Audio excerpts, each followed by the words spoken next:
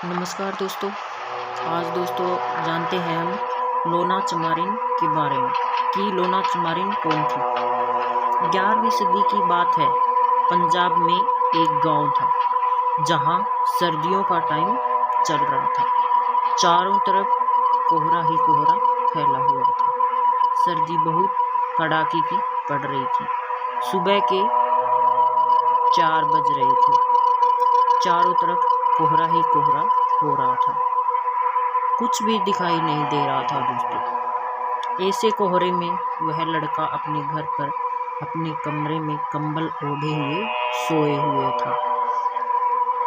तभी उसे लगा कि उसके आसपास कमरे में कोई है। तो उसने सोचा कि ऐसे ही मेरा कोई भ्रम हुआ होगा, यहाँ कुछ नहीं है, और वह फिर से दोबारा मुंह ढककर सो गया। ऐसा होने के बाद उसे दोबारा ऐसा महसूस हुआ कि उस कमरे में कोई ज़रूर है। लेकिन फिर उसने कंबल से मुंह बाहर निकाला और देखा कि उसके सामने एक लड़की खड़ी हुई है। वह बहुत ही डर गया और उसकी आंखें फटी की फटी रह गई। उसने देखा कि सामने एक लड़की खड़ी हुई है जिसके साथ उसने कुछ दिनों पहले बहुत ही गलत किया था, जिसका नाम था दोस्तों लोना चमारिन। लोना चमारिन के साथ उसी ने नहीं बल्कि उसके घर के 6 सदस्य और मिलकर, और एक ही आदमी 7 सदस्यों ने मिलकर बहुत ही घिनौना काम किया था। लोना चमारिन एक गरीब परिवार की लड़की थी। डर के मारे चुपचाप अपने घर पे बैठ गई और किसी ने उसका साथ नहीं दिया। लेकिन वह अंदर ही अंदर घुटती जा रही थी। यह बात उस लड़की को खाए जा रही थी कि मैं इनसे बदला कैसे लूं। और आज ही इस लड़की ने अपना बदला लेने की सोची। वह लड़की बहुत ही सुंदर थी और उसने जेवर पहन रखे थे, और वह लड़का उसे देखकर बहुत ही जबरदस्त डर गया और वह बुरी तरह से कांपने लगा। और रजाई से बाहर निकलकर उसने अपने सारे कपड़े निकाल दिए। वह एकदम से नंगा हो गया और नंगा होने के बाद वह बहुत जोर से चिल्लाया और बोला कि मुझे माफ़ कर दो, मुझे माफ़ कर दो। और चिल्लाते चिल्लाते वह जोर जोर से भागने लगा और गांव की गलियों में तेज तेज दौड़ने लगा। आगे वह लड़का बहुत दूर चला गया था और पीछे उसके लोना चमारिन। गांव में चारों तरफ हाहाकार मच गया। सर्दियों का समय था दोस्तों। सब लोग सो रहे थे। हाहाकार को सुनकर सोए हुए सब लोग जाग गए और बाहर अपने अपने घरों से बाहर आ गए। वह लड़का भागता भागता गांव के चौक में जाकर रुक गया और वह वहां जाकर खड़ा हो गया। तो गांव के लोग भी उसके चारों ओर खड़े हो गए और इकट्ठे हो गए सभी लोग, और उसके पीछे लोना चमारिन भी वहां पर आ गई। वह लड़की केवल उसी लड़के को दिखाई दे रही थी और किसी भी गांव के सदस्य को वह दिखाई नहीं दे रही थी। उस लड़के का पूरा शरीर पसीने से भीग गया था। ठंड इतनी थी कि लड़के के दांत जोर जोर से कटक कटक कर बज रहे थे। लड़का बार बार एक ही बात बोले जा रहा था कि मुझे माफ़ कर दो, मेरी गलती हो गई, मुझे माफ़ कर दो। बोलते बोलते लड़का एकदम से चुप हो गया और चुप होने के बाद लड़का 7 फीट ऊपर हवा में चला गया और ऊपर जाने के बाद ऊपर से एकदम से नीचे आकर गिर गया। नीचे गिरते ही उसकी दोस्तों जान चली गई और वह वहीं पर मर गया। सभी गांव वाले डर गए और सभी अपने अपने घरों की ओर दौड़ने लगे। सभी लोगों के मुंह से एक ही बात निकल रही थी कि ये काम किसने किया। तो सब एक ही नाम बोल रहे थे कि इस काम को करने वाली है दोस्तों लोना चमारिन का हाथ है।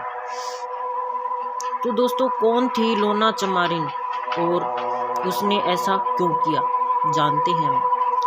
लोना चमारिन एक चमार जाति से थी। कहा जाता है कि लोना चमारिन चमार जाति से नहीं होती तो आज भी लोग देवी की तरह अपने घर में पूजते, क्योंकि जिस तरह लोग भगवान पर विश्वास करते हैं वैसे ही तंत्र विद्या के लिए लोना चमारिन पर विश्वास किया जाता है। अगर आप लोग इंटरनेट पर जाकर सर्च करेंगे कि लोना चमारिन कौन है और तंत्र मंत्र की विद्या के बारे में सर्च करेंगे तो इसमें लोना चमारिन का नाम जरूर मिलेगा आपको।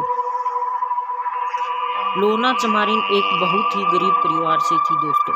गरीब होने के कारण इसकी शादी बचपन में ही कर दी गई थी। जब शादी हुई तो ससुराल पक्ष की तरफ से किसी से के साथ इसकी नहीं बनी और ऐन बैन के कारण वहाँ से शादी नहीं चल पाई और लोना वहाँ से अपने पति को छोड़कर अपने गांव आकर रहने लगी। तभी एक ठाकुर के लड़के ने लोना को देखा तो उसे लोना बहुत ही ज़्यादा पसंद आई। उस लड़के ने लोना से बात करने की बहुत कोशिश की, लेकिन लोना हर बार उसको मना कर देती।